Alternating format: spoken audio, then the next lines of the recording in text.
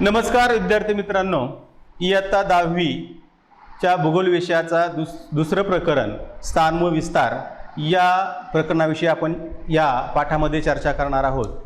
विद्यार्थी मित्रांनो, मागील इयत्तेमध्ये आपण विविध भौगोलिक संकल्पनांचा आणि प्रक्रियांचा अभ्यास केला।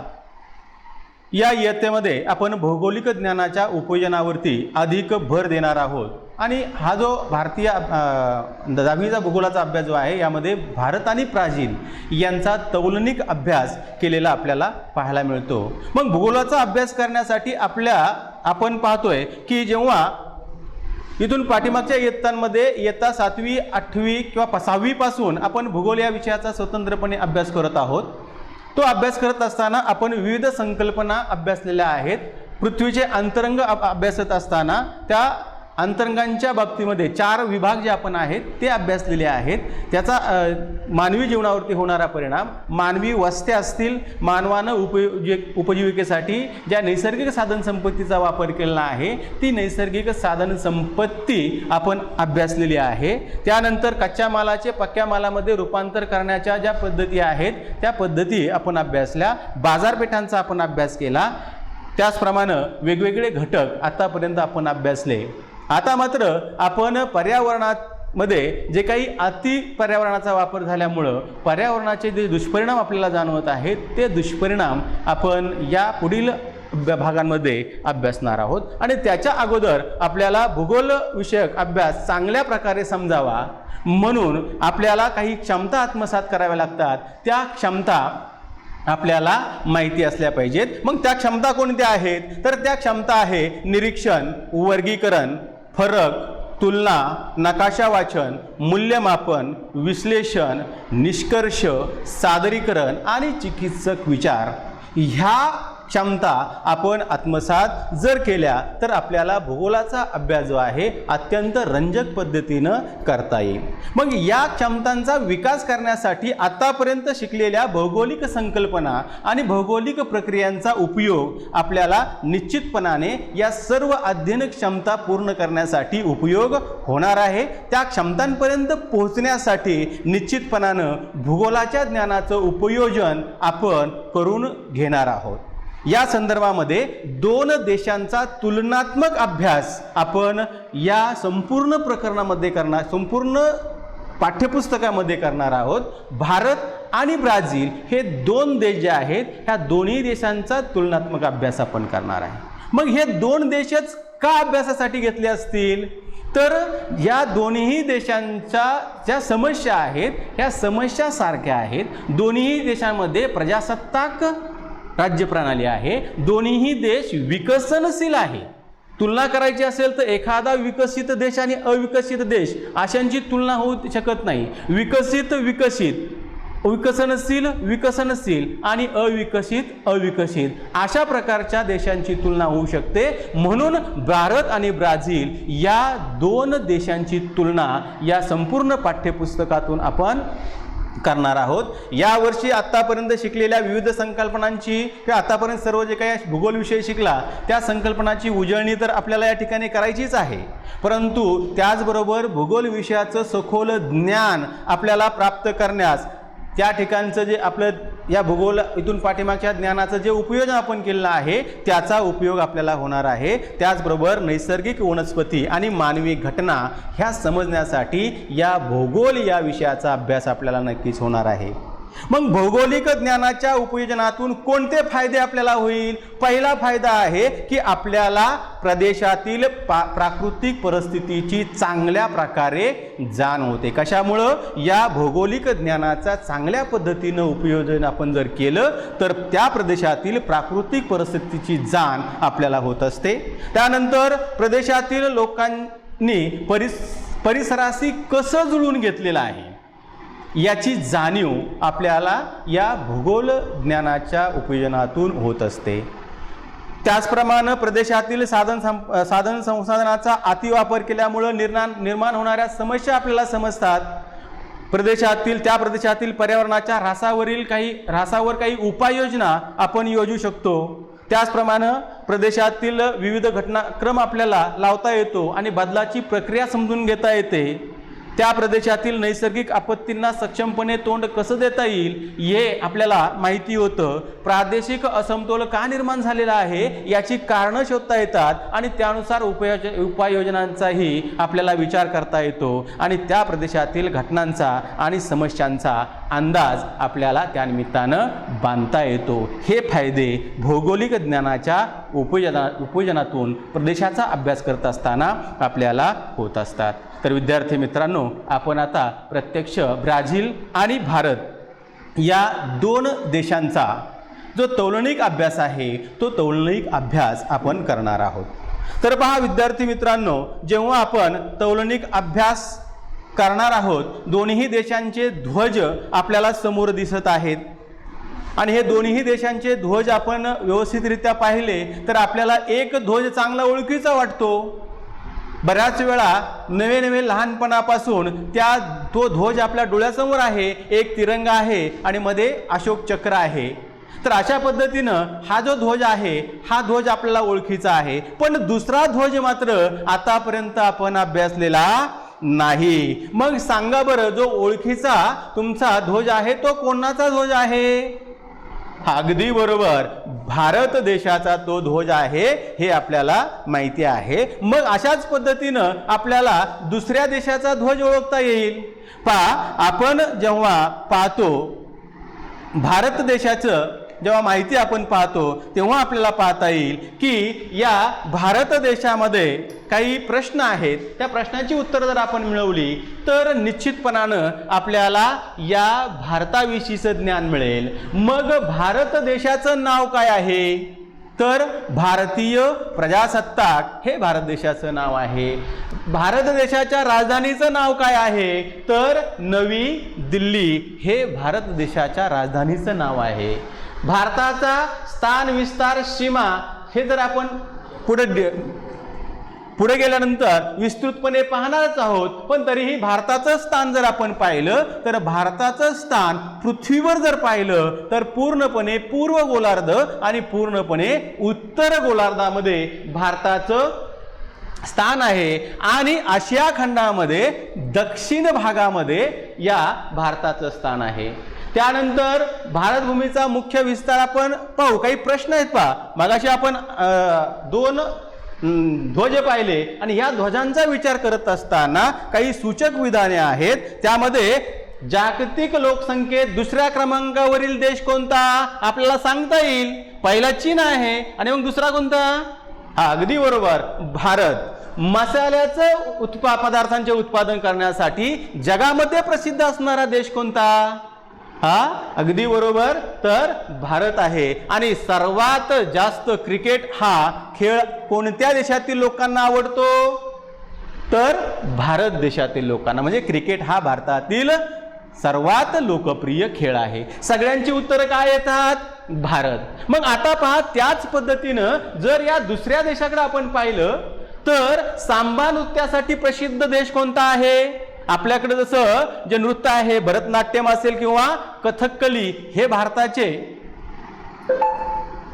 नृत्य प्रकार आहे, तसं सांबा हा नृत्य प्रकार आहे. सांबा या नृत्य प्रकारासाठी ब्राझील हा देश प्रसिद्ध आहे. त्यानंतर जगाचा कॉफीपॉट हे कोणत्या देशाला संबोधलं जातं? तर ते आपल्या ब्राझील देशाला संबोधलं जातं. जसं आपल्याकडे मसाल्याचे पदार्थ जास्त उत्पादित केले जातात तसंच जगाचा कॉफीपॉट का म्हटलं जातं? तर या ब्राझीलमध्ये सर्वात जास्त कॉफीचं उत्पादन घेतलं जातं आणि त्याची निर्यात केली जाते. म्हणून जगाचा कॉफीपॉट, कॉफी म्हणजे पेय आहे हे तर तुम्हाला माहिती आहे ना. तर जगाचा कॉफीपॉट हे ब्राझील देशाला संबोधलं जातं. आणि फुटबॉल हा कोणत्या देशाचा लोकप्रिय खेळ आहे? तर ब्राझील या देशाचा फुटबॉल हा लोकप्रिय खेळ आहे. म्हणजे अशा पद्धतीनं तुलना जर आपण केली भारताची आणि ब्राझीलची, भारताची राजधानी आहे नवी दिल्ली आणि ब्राझीलची राजधानी आहे ब्राझिलिया. लक्षात ठेवा, ब्राझील वरूनच नाव लक्षात राहील. ब्राझिलिया ही ब्राझीलची राजधानी आहे. शासन प्रणालीचा जर विचार केला तर आपल्याला जेव्हा स्वातंत्र्य मिळालं म्हणजेच 1947 47 साली आपल्याला स्वातंत्र्य मिळालं आणि या 47 साली स्वातंत्र्य मिळाल्यानंतर संसदीय प्रजासत्ताक शासन प्रणालीचा आपण अवलंब केला. तसंच ब्राझीलच्या बाबतीत सांगायचं झालं तर 1985 पासून ब्राझीलमध्ये राष्ट्रपती नियंत्रित प्रजासत्ताक प्रणाली अस्तित्वात आहे. जागतिक लोकसंख्येच्या बाबतीत मागाशी सांगितलं भारताचा कितवा क्रमांक आहे? दुसरा क्रमांक आहे. तर ब्राझील या देशाचा या लोकसंख्येच्या बाबतीत 5वा क्रमांक आहे, हेही आपण लक्षात ठेवायचं आहे. लोकप्रिय खेळाच्या बाबतीत सांगितलं, लोकप्रिय खेळ भारतामध्ये क्रिकेट आहे. ब्राझीलमध्ये कोणता लोकप्रिय खेळ आहे? तर तो फुटबॉल आहे. विशिष्ट ओळख या दोन्ही देशांची काय? भारताची विशिष्ट ओळख आहे मसाल्याच्या पदार्थाचं उत्पादन हे भारतामध्ये जास्त होतं. तर त्याच बाबतीमध्ये जर आपण तुलना केली तर ती तुलना आपल्या लक्षात येईल की जगाचा कॉफी पॉट म्हणजे कॉफीच्या उत्पादनामध्ये या ब्राझील या देशाचं अग्रेसर असलेलं पाहायला मिळतं. म्हणजे जगाचा कॉफी पॉट म्हणून ब्राझील देशाची ओळख आपल्याला पाहता येईल. नृत्य प्रकारच्या बाबतीत पाहिलं भारतामध्ये कथकली आणि भरतनाट्यम ही 2 नृत्य प्रकार पाहायला मिळतात.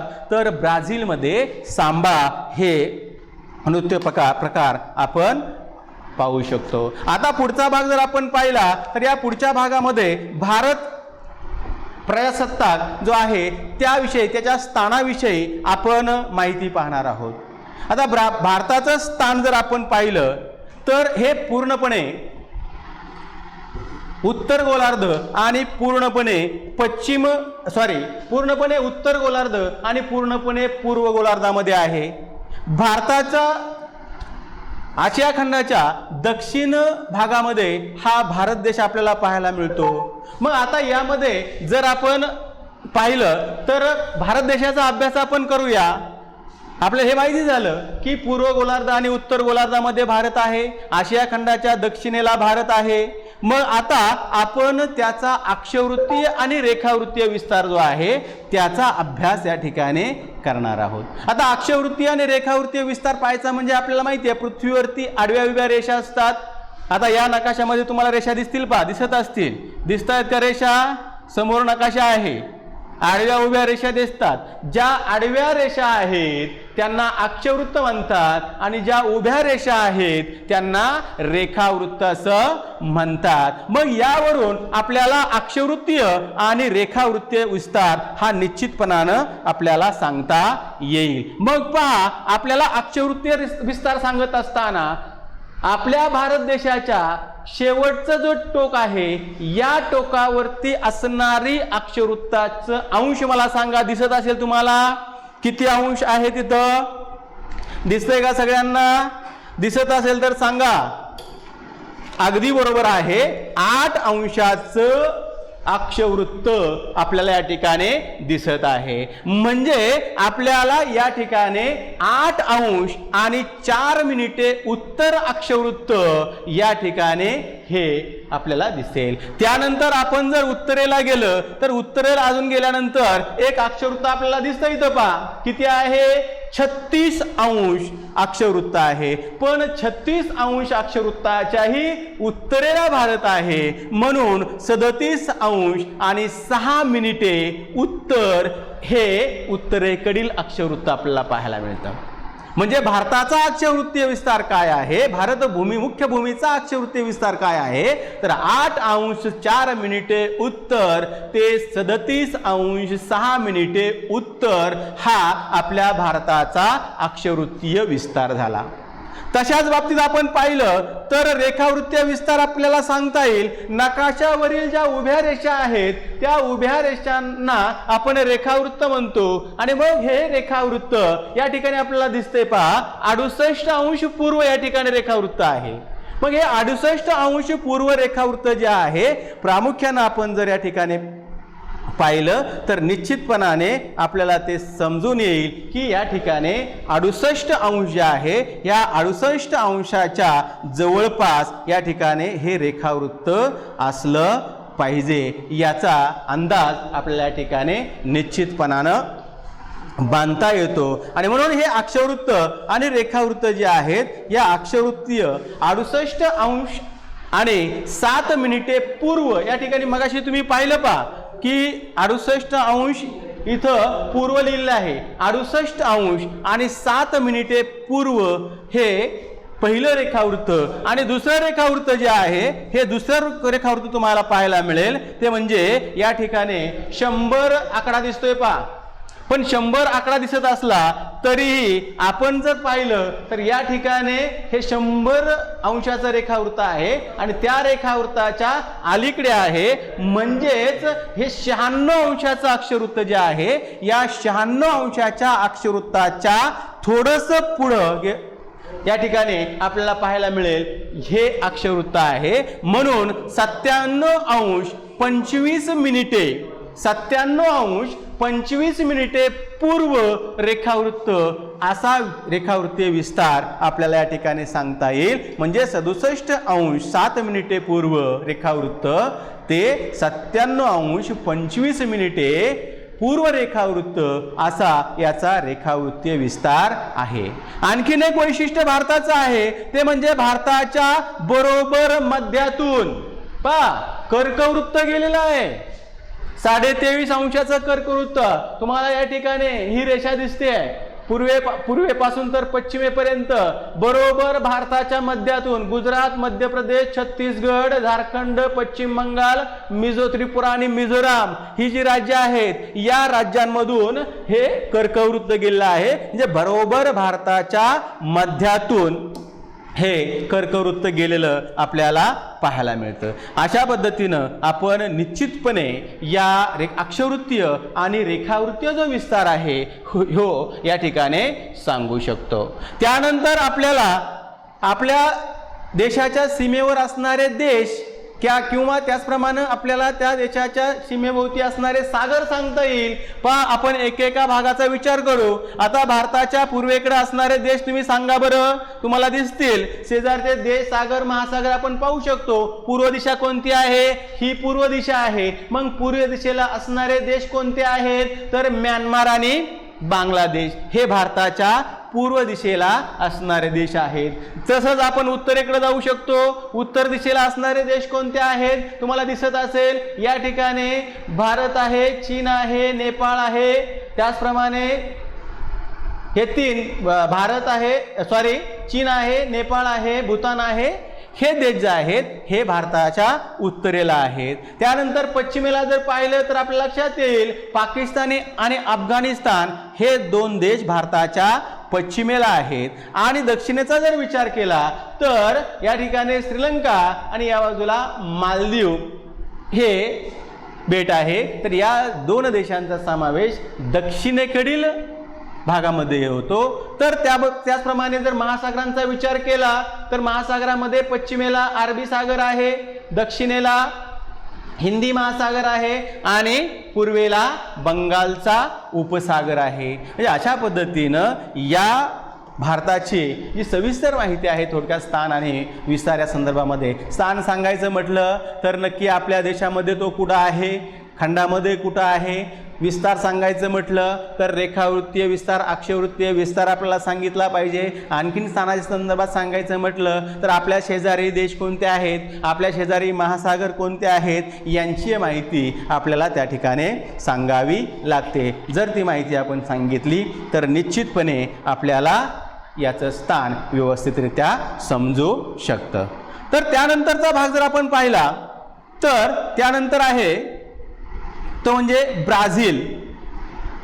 या ब्राझीलची पार्श्वभूमी किंवा ब्राझीलच्या संदर्भामध्ये जर आपण माहिती पाहिली तर ह्या ब्राझील हा जो देश आहे हा ब्राझील देश आपल्या समतुल्य आहे किंवा आपल्याच प्रमाणे सर्व समस्या असणारा आपला देश आहे आणि म्हणून त्याच्याबरोबर आपल्याला तुलना करायची आहे. जसं आपण भारताचा स्थान विस्तार पाहिला तसंच आता आपण ब्राझीलचा स्थान विस्तार पाहणार आहोत. ब्राझीलचा स्थान विस्तार पाहत असताना आपण आपल्या समोर नकाशा आहे पहा. आडव्या उभ्या रेषा मगाशी सांगितलं त्याला रेखावृत्त, अक्षवृत्त म्हणतात. आता यामध्ये आपण प्रथमतः या देशाचं स्थान कुठं आहे, जगामध्ये स्थान कुठं आहे पाहू, पृथ्वीवर स्थान कुठं आहे पाहू. पहा ब्राझीलचं स्थान पृथ्वीवर जर पाहिलं तर काही भाग या ब्राझीलचा उत्तर गोलार्धामध्ये आहे, बहुतांश भाग दक्षिण गोलार्धामध्ये आहे आणि काही भाग हा पश्चिम गोलार्धामध्ये असलेला आपल्याला पाहायला मिळतो. म्हणजे या ब्राझील 3 गोलार्धामध्ये आहे, दक्षिण गोलार्ध, त्याचप्रमाणे उत्तर गोलार्ध आणि पश्चिम गोलार्ध, या 3 गोलार्धामध्ये हा ब्राझील देश सामावलेला आहे. तर हा ब्राझील देश जो आहे हा दक्षिण अमेरिका खंड जो आहे, या दक्षिण अमेरिका खंडाच्या उत्तर भागामध्ये हा ब्राझील देश आहे. मग आता त्या संदर्भामध्ये रेखावृत्तीय आणि अक्षवृत्तीय विस्तार आपण सांगू शकतो. तो जर आपल्याला सांगायचा असेल तर पहा, मगाशी आपण सांगितलं, पहिल्यांदा आपण विषुवृत्तापासून असणारं त्याचं हे पाहूया, स्थान पाहूया. तुम्हाला समोर नकाशा दिसतोय आणि या नकाशावरती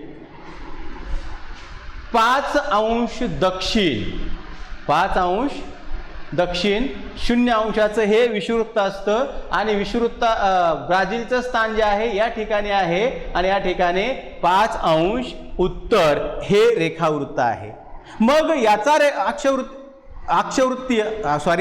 आहे. तर याचा जर आपल्याला अक्षवृत्तीय विस्तार सांगायचा म्हटलं तर 5 अंश 15 मिनिटे उत्तर, म्हणजे 0 अंशाचा असणाऱ्या विषुवृत्तापेक्षा तो उत्तरेला आहे. म्हणून पहिलं अक्षवृत्त जे आहे हे 5 अंश उत्तर अक्षवृत्त आहे. तिथपासून जर आपण खाली आलं दक्षिणेला, तर या दक्षिणेला आल्यानंतर आपल्याला लक्षात येतं की 30 अंशाचं अक्षवृत्त आपल्याला दिसतंय आणि या 30 अंशाच्या अक्षवृत्ताच्याही दक्षिणेला हा आपला ब्राझील आहे. मग याचा अक्षवृत्तीय दक्षिणेकडील काय सांगता येईल तर 33 अंश आणि 45 मिनिटे दक्षिण अक्षवृत्त.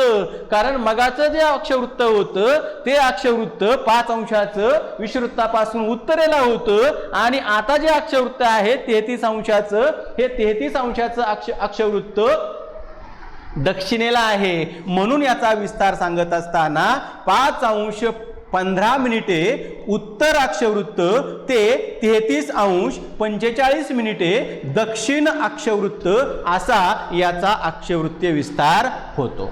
आता रेखावृत्तीय विस्ताराच्या संदर्भात पाहायचं म्हटलं तर आपल्याला पहिल्यांदा पूर्वेकडून पश्चिमेकडं आपण येत असतो. मग आपल्याला पहिलं जे रेखावृत्त पाहायला मिळेल ते पहा, या ठिकाणी 35 अंशाचं रेखावृत्त आहे आणि या 35 अंश रेखावृत्ताच्या थोडंसं पूर्वेला या ठिकाणी आपल्याला तो भाग त्या ठिकाणी दिसत आहे. आणि म्हणून पहिलं रेखावृत्त जे आहे ते 34 अंश 45 मिनिटे पश्चिमेकडील, हे 35 अंशाचं रेखावृत्त पश्चिम, या ठिकाणी पूर्वेला 0 अंशाचं रेखावृत्त पूर्वेला आहे, त्याच्यापासून 35 अंशाच्या रेखावृत्तापर्यंत आपण आलेलो आहोत. हे पश्चिम रेखावृत्त आहे. म्हणून 34 अंश 45 मिनिटे पश्चिम रेखावृत्त ते 73 अंश पहा, ते या ठिकाणी 70 अंशाचं रेखावृत्त आहे. त्याच्या 5-5 अंशाचा या ठिकाणी रेषा आपल्याला पाहायला मिळतात. त्यामुळं 70 अंशाच्या रेखावृत्ताच्याही पश्चिमेला हा ब्राझीलचा भाग आहे आणि म्हणून ते रेखावृत्त जे आहे हे 73 अंश आणि 48 मिनिटे पश्चिम रेखावृत्त हा आपल्याला या ठिकाणी त्याचा विस्तार सांगता येईल. मग ब्राझीलचा आणखीन भारतात जसं मध्यातून कर्कवृत्त गेलंय तसं ब्राझीलच्या बाबतीत आपल्याला काय सांगता येईल तर ब्राझीलच्या बाबतीमध्ये आपल्याला ब्राझीलमधून 0 अंशाचं अक्षवृत्त गेलेले आहे. 0 अंशाचा अक्षवृत्त म्हणजे कोणतं अक्षवृत्त तर अगदी बरोबर विषुवृत्त हे या ठिकाणी गेलेलं आहे. दक्षिणेला असणारं 23.5 अंशाचं जे अक्षवृत्त आहे दिसतंय तुम्हाला, दक्षिणेकडे असणारं 23.5 अंशाचं अक्षवृत्त हे ब्राझीलच्या दक्षिण भागातून गेलेलं आहे. म्हणजे आपल्याला या ठिकाणी सांगता येईल की ब्राझीलमधून 2 महत्वाची अक्षवृत्त गेलेली आहेत, ते म्हणजे विषुवृत्त आणि मकर वृत्त. ही 2 वृत्त जे आहेत या ब्राझीलमधून गेलेली आपल्याला दिसून येतात. मग आता दिशा आणि शेजारचे देश यांचा जर ब्राझीलचा अभ्यास आपण केला तर या ठिकाणी आपल्याला दिसून येईल की ब्राझीलच्या उत्तरेकडे जर आपण पाहिलं तर आपल्याला काय दिसतंय की काही हा उत्तर अटलांटिक महासागर हा आपल्याला त्या ठिकाणी पाहायला मिळत आहे। अजून काय दिसतंय, काही देश आपल्याला दिसतात, त्यामध्ये फ्रेंच गियाना आहे, त्याचप्रमाणे गियाना आहे, सुरिनाम आहे, व्हेनेझुएला आहे। हे जे देश आहेत हे या ब्राझीलच्या उत्तरेला असलेले आपल्याला दिसून येतील। पश्चिमेला काय दिसते आपल्याला पहा, पश्चिमेला या ठिकाणी कोलंबिया आहे, पेरू आहे, बोलोव्हिया आहे, त्याचप्रमाणे पॅराग्वे आहे, अर्जेंटिना आहे। हे देश आपल्याला पश्चिमेला पाहायला मिळतात। दक्षिणेला काय दिसतोय, या ठिकाणी उरुग्वे हे दक्षिणेला असलेलं आपल्याला पाहायला मिळत आहे। आणि मग आपल्या राहिला भाग तो पूर्वेला, पूर्वेला काय दिसतोय आपल्याला, या ठिकाणी या पूर्वेला संपूर्णपणे समुद्र दिसत आहे। मग हा समुद्र कोणता आहे, तर तो दक्षिण अटलांटिक महासागर आहे। म्हणजे अशा पद्धतीनं या ब्राझील जो आहे या ब्राझीलचा स्थान विस्तार आपल्याला निश्चितपणानं सांगता येईल। आणि भारताप्रमाणेच ब्राझील सुद्धा आपला सारखाच एक देश या ठिकाणी आहे। आता या दोन्ही देशांची ऐतिहासिक पार्श्वभूमी काय आहे हेही आपल्याला माहिती असलं पाहिजे। पहिल्यांदा आपण भारत आणि भारताची जी ऐतिहासिक पार्श्वभूमी आहे ती पार्श्वभूमी आपण पाहणार आहोत। पहा, भारताची ऐतिहासिक पार्श्वभूमी काय आहे आपल्याला माहिती आहे। आपल्याला 1947 साली स्वातंत्र्य मिळालं, परंतु त्याच्या अगोदर 150 वर्ष आपल्यावरती ब्रिटिशांचं राज्य होतं। ब्रिटिशांच्या आधिपत्याखाली आपण 150 वर्ष, 1.5 शतक जवळजवळ आपण ब्रिटिशांची गुलामगिरी स्वीकारली किंवा आपण गुलामगिरीमध्ये होतो। आणि 1947 साली भारताला स्वातंत्र्य मिळालं। परंतु स्वातंत्र्य मिळाल्यानंतर पुढच्या 20 वर्षामध्ये भारताला जवळजवळ 3 युद्धांना सामोरं जावं लागलं।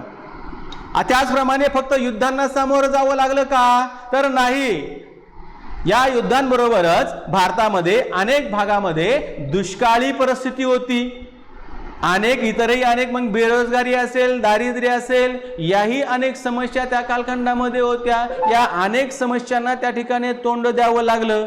आजही जरी ह्या समस्या एवढ्या असल्या तरी आज एक प्रमुख बाजारपेठ म्हणून भारताकडे पाहिलं जातंय।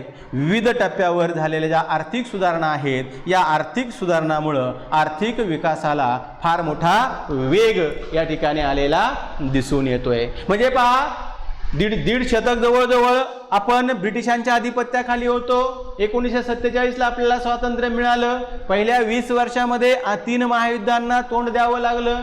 अनेक दुष्काळी परिस्थितीला आपण सामोरे गेलो।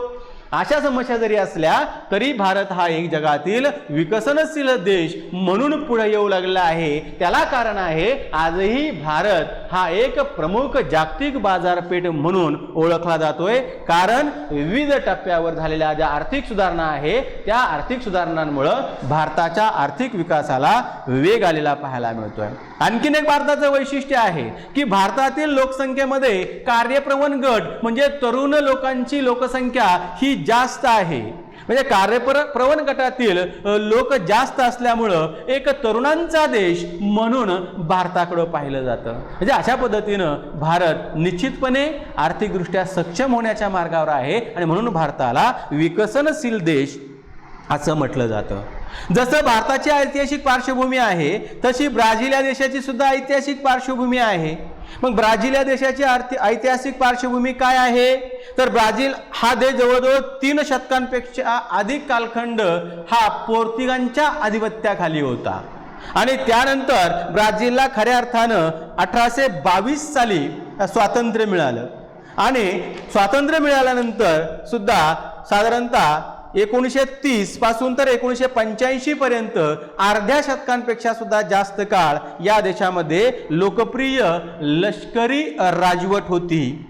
या ब्राझील देशाला सुद्धा 20व्या शतकाच्या शेवटच्या कालखंडामध्ये अनेक जागतिक वित्तीय समस्यांना तोंड द्यावं लागलं आणि त्या समस्यांना तोंड देत असताना आज तो देश सावरलेला आहे आणि जगाच्या आर्थिक विकासाला हातभार लावणारा व जगातील एक प्रमुख बाजारपेठ म्हणून या ब्राझीलकडं आज पाहायला लोक लागले, जग पाहायला लागलेलं आहे. म्हणजे अशा पद्धतीनं ब्राझीलसुद्धा भारतासारख्याच विविध समस्यांना तोंड देत आपला आर्थिक विकास साधण्याचा प्रयत्न करत आहे. जसा भारत एक जगातील एक प्रमुख बाजारपेठ आहे, विविध वित्तीय समस्या जरी आल्या असल्या तरी आज आर्थिक धोरणांमुळं आज जसा भारत विकसनशीलतेच्या मार्गावर पोहोचलेला आहे, तसा ब्राझीलसुद्धा समस्यांना तोंड देत आज ब्राझीलमध्ये सुद्धा फार एक प्रमुख बाजारपेठ म्हणून आणि वेगवेगळ्या समस्यांना तोंड देत पुढे जाऊन आपला आर्थिक घडी बसवण्याचं काम या ब्राझीलनं सुद्धा केलेलं आपल्याला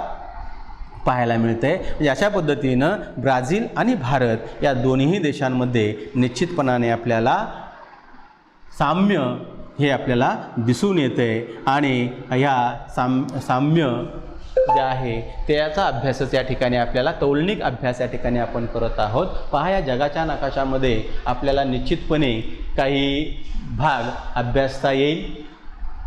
या ठिकाणी काही प्रश्न आहेत. पहा, जगाच्या नकाशात तुम्ही रंगवलेल्या देशापैकी कोणता देश आकारमानाने मोठा आहे? आपण जगाचा नकाशा रंगवलेला आहे. 2 देश, या ठिकाणी भारत आहे, या ठिकाणी ब्राझील आहे. हे लक्षात ठेवा. भारत जगाच्या नकाशामध्ये हा भारत आहे आणि या ठिकाणी ब्राझील आहे. तुम्हाला समोर नकाशा आहे तो दिसत आहे आणि तो नकाशा पाहत असताना तुमच्या लक्षात येईल कोणता देश मोठा दिसतोय तुम्हाला? हा ब्राझील आहे, हा भारत आहे. तर निश्चितपणाने ब्राझील हा देश जो आहे हा मोठा दिसत आहे. त्यानंतर दुसरा प्रश्न जो आहे, हा दुसरा प्रश्न या ठिकाणी आपल्याला पाहता येईल तो म्हणजे कोणत्या देशाचा अक्षवृत्तीय विस्तार जास्त आहे?